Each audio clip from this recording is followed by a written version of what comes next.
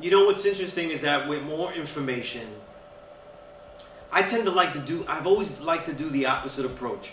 When I study, I love to overload.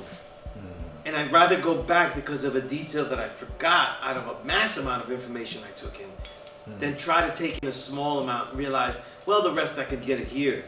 You know what I mean? Because there's always a chance for understanding the more knowledge that you absorb, that you take in, and that chance is really what gets it.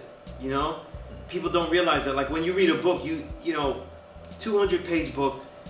I'm going to give a long round. Let's say you're seriously diving into it. You don't read too much, but you seriously dive into it. It might take 2 weeks to read. Let's say, right? With time, you don't have much time. 2 weeks to read a 200-page book. You're not going to remember every single information note in there. So really the question on these reads is to get like some type of understanding that stuck with you, that was valid, that was important, and then that was further cemented by the proofs in that same text. And people don't do that anymore. You know what I mean? They don't do that anymore. And yet this is a time where you could really overload with the knowledge. There's never been a time in my course where I have such a vast library. You know what I mean? Because of like PDFs and stuff. Yeah, my library is over 4,000 books. It's pretty much. How many hardcover books? yeah, that's gonna be like 100 or something. Right, you know? Right. Like I don't even bother. You know what I mean? I only get things that are not digitally made. You know what I mean? Right. And then if it's like an indie book, I'll support that person. You know? But if it's not, then I get everything because I have to have everything. It's like music. I have to listen to everything. And that's another thing I want to get into, like how do you keep up with all that stuff? But we'll touch on that. You know? Right. But in terms of like, you know, a library, like myself, I have a library also, but then I have a vast library. You know, some of the books you've given me, right?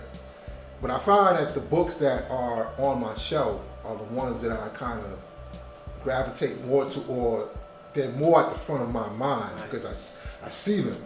Whereas the 4,000 plus books that I have on, like you can get lost. I don't even know what I have. I'm still doing it because I collect faster than I can organize. Right. But in my drive, I have them all in categories.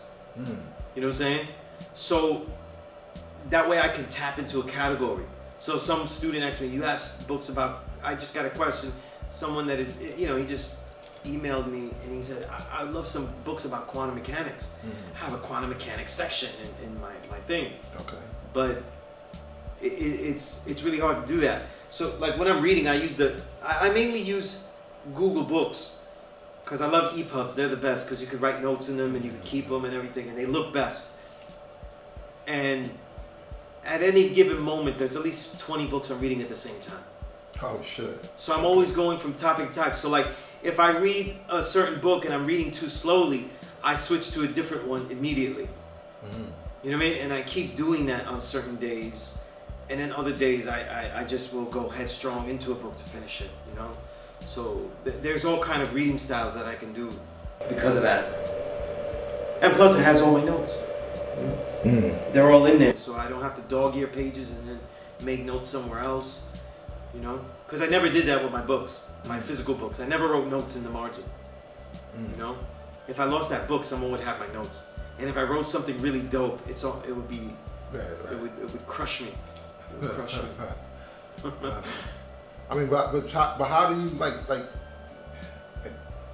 this vast library? It's Well, like this, right? Like I give you an example.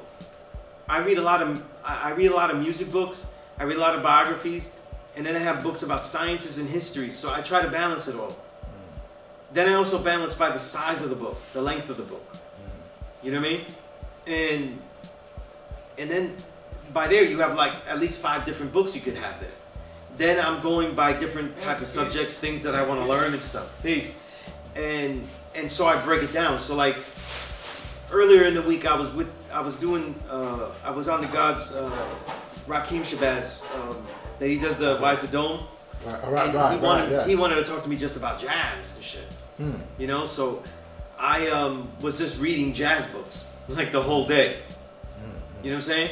And so there are jazz books that I'm in, you know, and I read a lot of biographies and stuff because the way that people write, since I'm a journalist, the way people write about other musicians, I always try to know what they're doing and just to get the stories, you know what I mean?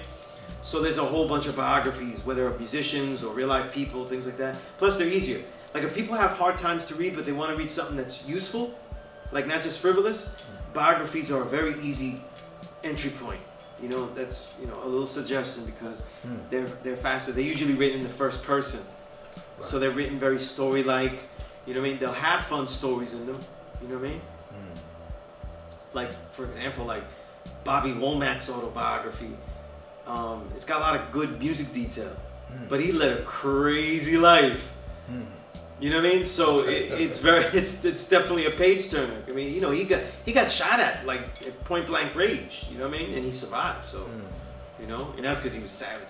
But I won't if you don't know about it. Right. No, I don't know about it. Yeah, I'm gonna go check that out. He's savage though. You know what I mean? And you know. If Mecca did this.